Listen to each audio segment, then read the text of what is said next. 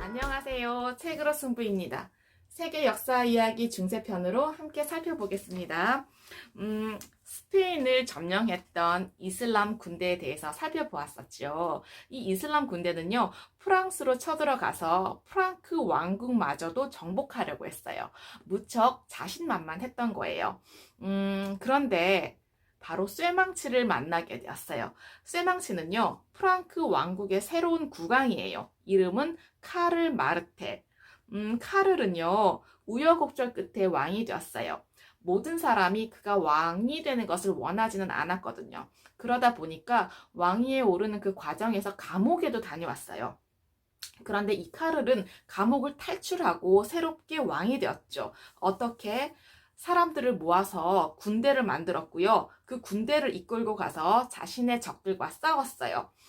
굉장히 치열하게 싸웠고 적들을요, 쇠망치로 두들겨 패듯이 싸웠다고 해서 바로 마르테, 쇠망치라는 별명이 붙은 거예요. 그래서 단호한 결단으로 새롭게 프랑크 왕국의 왕이 된 거죠. 자신의 왕국을 이슬람 군대에게 넘기고 싶었을까요? 절대 안 되었던 거죠. 바로 이슬람 군대가 스페인을 차지한 뒤에 프랑크 왕국의 국경까지 온 거예요. 그 소문을 듣고서 자신의 군대를 이끌고 나가서 싸웠어요. 프랑크 군대와 이슬람 교도의 군대가 투르시에서 마주쳤어요. 투르시에서 어떤 일이 있었는지 이야기해 드릴게요. 이슬람 군사들은요, 가는 곳마다 마치 폭풍처럼 거세게 그 영토를 휩쓸어 버렸어요. 가는 곳마다 폐허를 남기고 많은 사람들을 포로로 잡았거든요. 그래서 그 이슬람 군사들의 소문만 듣고도 프랑크 왕국의 백성들은 무척 불안하고 무서웠어요. 국왕 카를은 용기를 내자라고 용기를 주면서 자신의 대군을 이끌고 투르시로 향했던 거예요.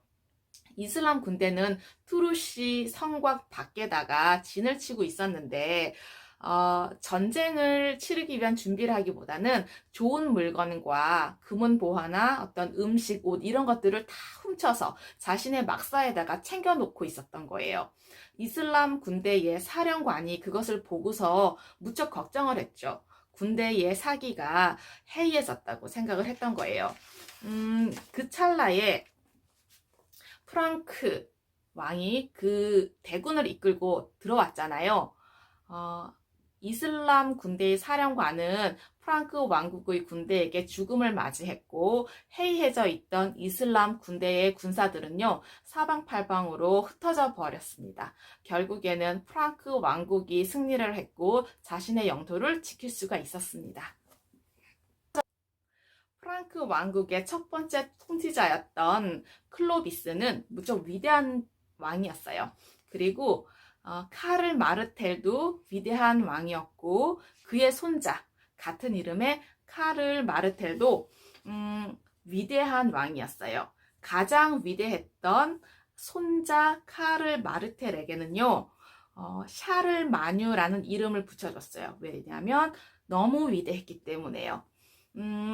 이 샤를마뉴는 자신의 왕국을 늘 걱정했어요. 옛 야만인의 생활로 돌아가려고 하는 백성들을 늘 걱정을 해서 그들에게 기독교도가 되어서 교회에 열심히 다닐 수 있게 조치를 취한 거예요. 수백 명의 수도사들에게 급료를 주면서 성경의 사본을 필사하게 했어요. 그리고 교사와 수도사들이 전국을 편안하게 다닐 수 있게 길을 새롭게 닦고 다리를 놓았어요. 엘퀸이라는 수도사가 있는데 엘퀸이라는 수도사에게는요, 소년들을 위한 학교를 전국에 세우도록 명령까지 한 거예요.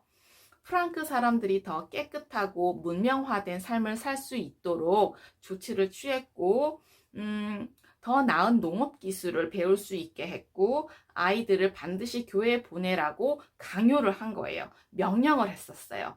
더러운 발로 포도를 밟아서 포도주를 담그는 사람들에게는요, 처벌을 한 거죠. 무엇보다 샤를마뉴는 30년 동안 전쟁을 치렀어요. 승리를 거둔 후에는 그의 포로들에게 이렇게 말을 했어요. 기독교도가 되어라. 세례를 받아라. 그렇지 않으면 죽여버리겠다. 네. 샤를마뉴의 왕국은 갈수록 강해졌어요.